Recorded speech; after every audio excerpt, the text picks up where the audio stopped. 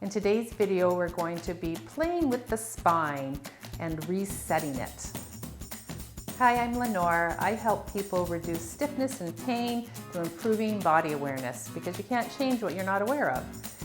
This helps people move more functionally so they can continue doing the activities they love.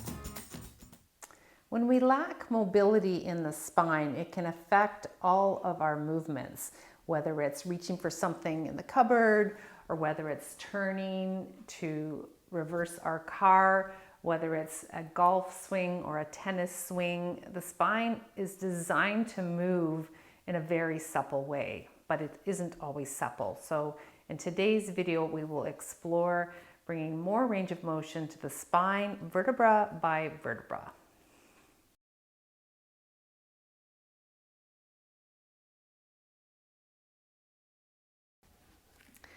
Coming on to hands and knees, in terms of the spine, there's a very common movement in yoga called cat-cow. So let's just start by tipping the pelvis forward, letting the back arch, looking forward, just feeling the bowing of the spine here. Release that, and then tuck and round. You can tuck your chin as well, and feel the shape of the spine in that direction. So as you go back and forth between cat-cow, you're just sensing, where do I move well? Where do things feel sticky? So it's hard to imagine moving vertebra by vertebra here. So we'll come back to this. This is kind of gives you a sense of where you're at and how you move through the spine.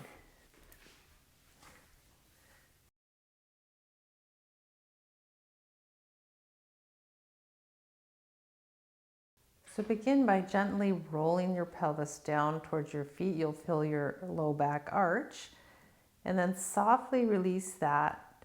Start to feel how more of the spine makes contact with the floor, and then we do the opposite where we flatten the back and feel more of the spine make contact with the floor, and then slowly release out of that.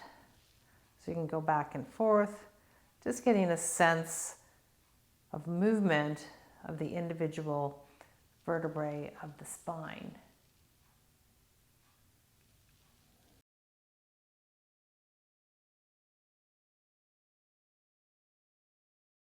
So let's start by lying on the back.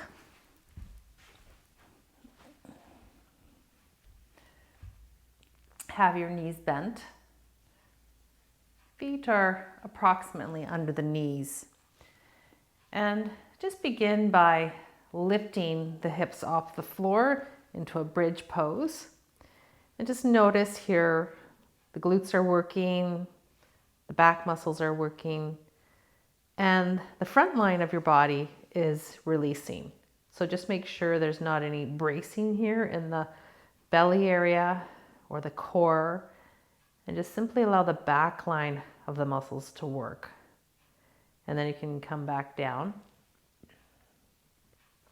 Now there we just kind of lifted the hips so the spine was neutral, and it was like a lever moving at the shoulders and the hips.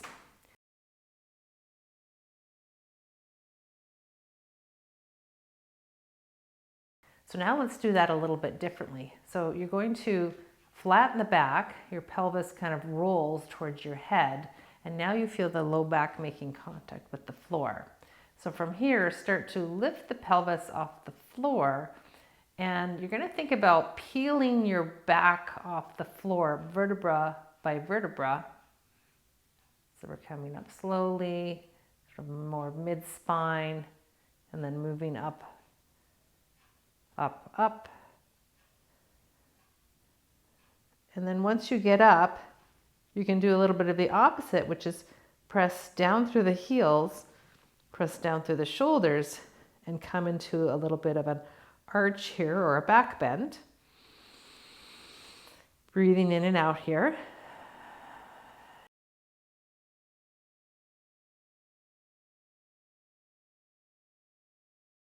And then we're going to do the reverse, which is from the top. So you've got your head and kind of your upper shoulders against the floor. So notice your spine, the top of your spine, what part of it is making contact with the floor, and then start to, so it's going to be sort of opposite the upper chest area, and then start to soften there so you feel the next vertebra in line of your upper back make contact with the floor, and then lower the next vertebra, and then the next one.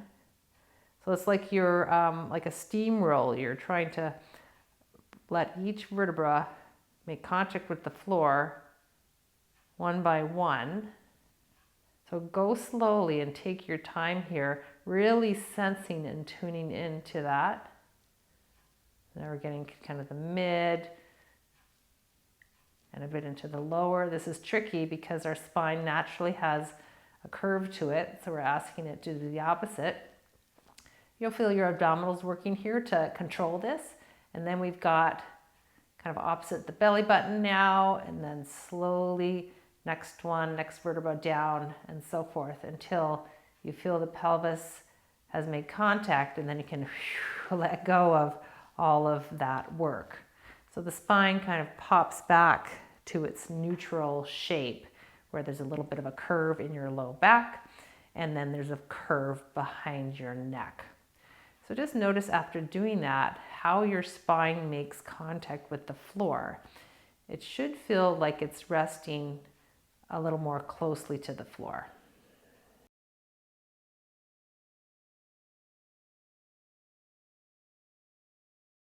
So let's work from the other end. So instead of the pelvis lifting up and then we're lowering vertebra by vertebra, we're now going to lift the head up. So bring your hands behind your head. You can support them. Support the head with the hands. And then start to flatten the back. Your pelvis kind of rolls towards your head, and then lift the head off the floor. You can bring your elbows forward and your chin tucked. So in this position, we've got the spine in a rounded shape. And so just notice the part here of your back that's making contact with the floor. You want the low back to stay against the floor. So then lower the body, the head and upper body, one vertebra at a time, maintaining contact with the floor. So your low back is against the floor, and then the next vertebra up makes contact, and you work your way up the spine, resting it vertebra by vertebra. So this will require the abs. And you get to the upper thoracic, trying your best to lower until the head makes contact, and then you can release the elbows and feel that nice release from the front to the body. Bring your arms by your side. You can even straighten the legs here. And just notice how your spine makes contact with the floor.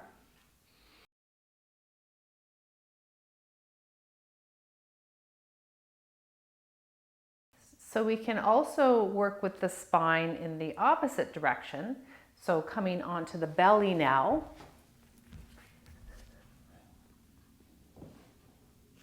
So from here, just have your hands under your shoulders and lift the chest off the floor, and then let the elbows come down and just soften. Feel the belly resting against the floor. Now, can you think about your low ribs might be making contact with the floor as you're trying to draw them up the floor, kind of a shimmying here, so as to get as long as possible from sort of the pubic bone to the low ribs. So that means your spine, it's not your spine, but you can think of it as the whole front of your spine is resting against the floor. Now, so there's a softening there. Okay, so then from there, you can bring your hands back under your shoulders and start to lift up from there, trying to draw the ribs forward as you come up. So here you'll feel definitely the back muscles working, your glutes working, the toes are going to get lighter. But breathe into and let that lengthen your belly area, and then slowly start to lower back down.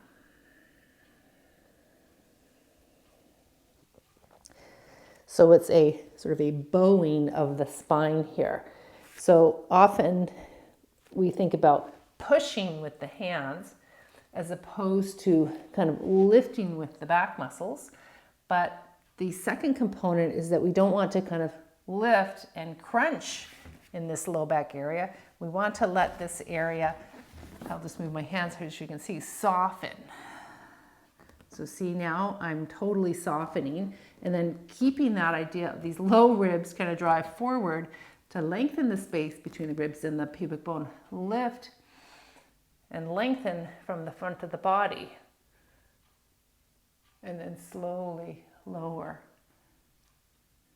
So we're creating space and length in the spine before we start to round it. And then you can come back up.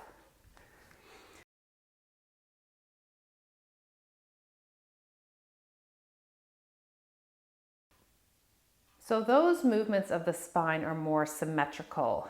We can get into a little bit more nuance with some asymmetry. So come onto your back.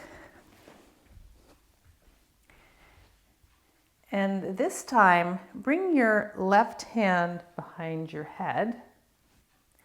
And you're going to lift the head off the floor and bring your right knee so as to try to bring the elbow and the knee together.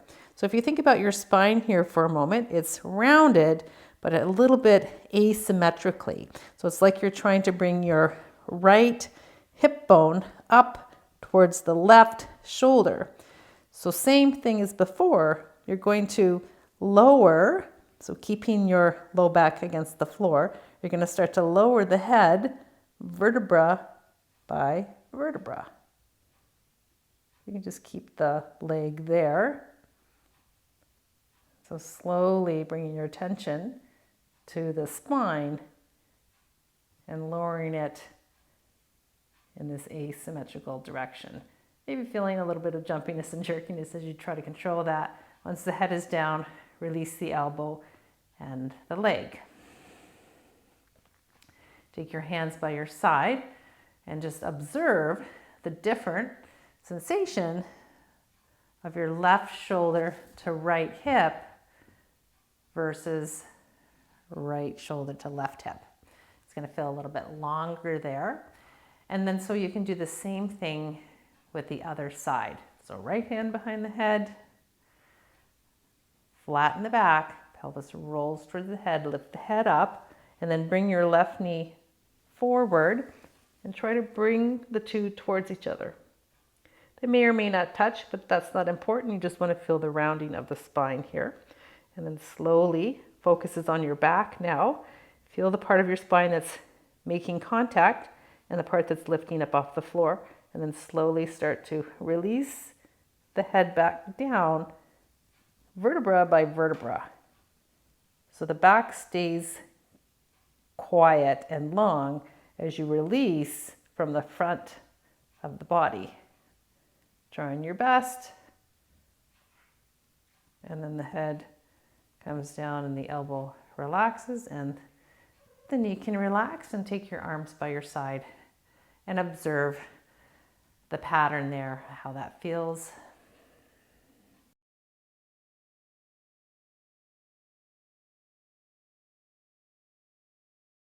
So we can do a similar thing on our belly. So come back onto your stomach. And now think about, have your right hand by your face and the left by your side.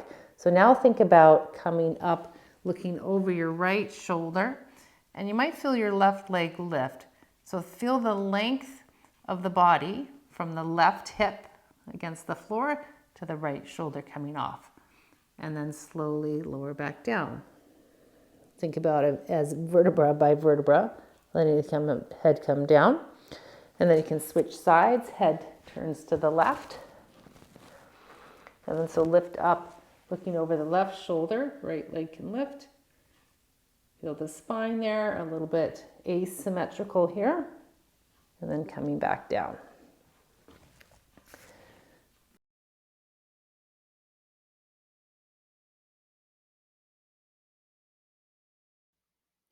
Okay, let's do a check-in here. So come back to your hands and knees and we'll return to the cat-cow movement. And as you do this, really tune in to see how is the spine moving. Does it feel more easy to move through certain parts of your spine? Is there more suppleness than you noticed before? Feel the progression vertebra by vertebra of your spine as you move back and forth between these two.